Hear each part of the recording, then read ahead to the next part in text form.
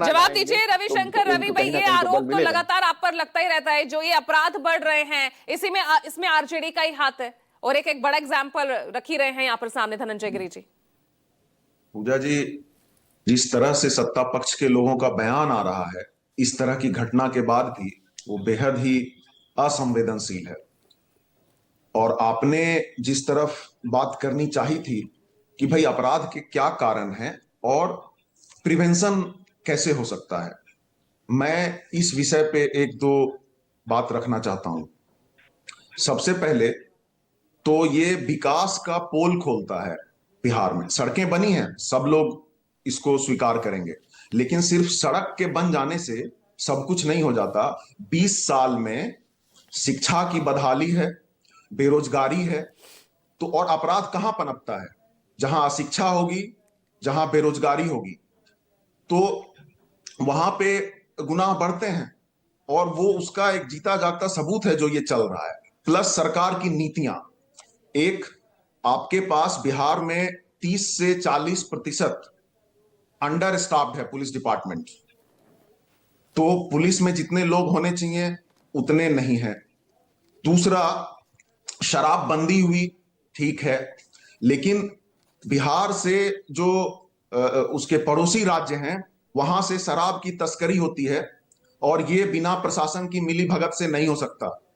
और पूरा का पूरा एक जनरेशन जो 14-15 साल की उम्र के थे, अब वो 30 साल की उम्र के हैं, एक पूरा का पूरा जनरेशन, उसको इसमें एक आसान पैसा दिखा बेरोजगारी की वजह से, वो इस धंधे में लग गए। आपने खुद ही बताया, आपके पत्रकार ने, संवाददाता जो ग्राउंड से रिपोर्ट कर रहे थे, उन्होंने बताया कि किस तरह से गांव में शराब बन रहे हैं। तो ये कैसी शराबबंदी है? तो ये एक अवैध कार्य में वहां के युवा जुड़ जाते हैं। लैंड माफिया, बालू माफिया, सैंड माफिया, तो आप ड्रग पर तो माफिया, यही ये सब आरोप तो लगता है ना कि इसमें आपके लोग शामिल हैं, अब अराजकता फैलाने की कोशिश आप लोग करते हैं। नहीं, अगर इस डिबेट को पूजा जी ये दिशा देना है, तब तो मुझे लगता है ये बेहद ही संवेदनशील और अर्थहीन बात है। क्या कारण है, इस पे बात करना पड़ेगा। क्यों हो रहा है, इस पे बात करना पड़ेगा। तो मैं ये कह रहा था कि अब इस चक्कर में बहुत सारे युवा पकड़े भी जाते हैं। ये बात पूजा जी समझना पड़ेगा।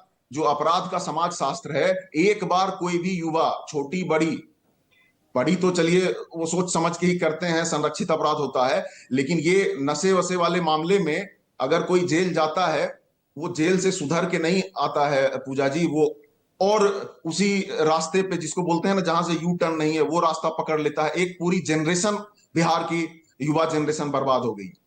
और दूसरी बात मैं ये कहना चाहता हूं कि नीतीश जी को कुछ पता नहीं है क्या हो रहा है। कानून व्यवस्था की हालत उनको पता नहीं है। इसका कारण है उनकी तबीयत, उनका स्वास्थ्य, वो क्या भूल जा बात रहे कर रहे हैं। हैं? रोज यहाँ एक्स पर पोस्ट करते हैं, बड़ी बड़ी योजनाओं की घोषणा करते नजर आते हैं नीतीश एक्स पे कुमार। पोस्ट करना कैसे होता है ये तो आपको भी पता है, सहयोगी लोग भी कर सकते हैं। लेकिन मैं दूसरी बात कह अरे रहा हूं, बिहार बिहार के में एक लोगों को बहुत इतनी बड़ी बड़ी सौगातें दे रहे हैं, आप कह रहे हैं कि उनको कुछ पता नहीं है। आप एक बात बताइए, आज तक मीडिया का एक भी माइक अपराध के मामले पे, या इतना बड़ा मसला, स्पेशल इंटेंसिव रिव्यू चल रहा है, नीतीश कुमार का एक बयान ले पाया? चाहे वो खेमका जी का मामला हो, चाहे पारस हॉस्पिटल का मामला हो, या अभी जो घटनाएं हो रही हैं पिछले कई महीनों से, गुनाह पे मीडिया का कभी कोई प्रेस कॉन्फ्रेंस हुआ? आपका चैनल या कोई और चैनल नीतीश कुमार जी का कोई बयान ले पाया इस पे? तो मैं बता रहा हूं, एक बहुत बड़ी राजनीतिक साजिश चल रही है बिहार में, जिसमें कि बस उनको चुनाव तक एक चेहरा बनाया गया है।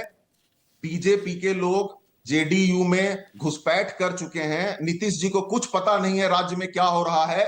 और आला अफसर का जो बयान आया था, आपको क्या लगता है कुमार सौरभ, भाई संवेदनशील बयान था। लगातार चिराग पासवान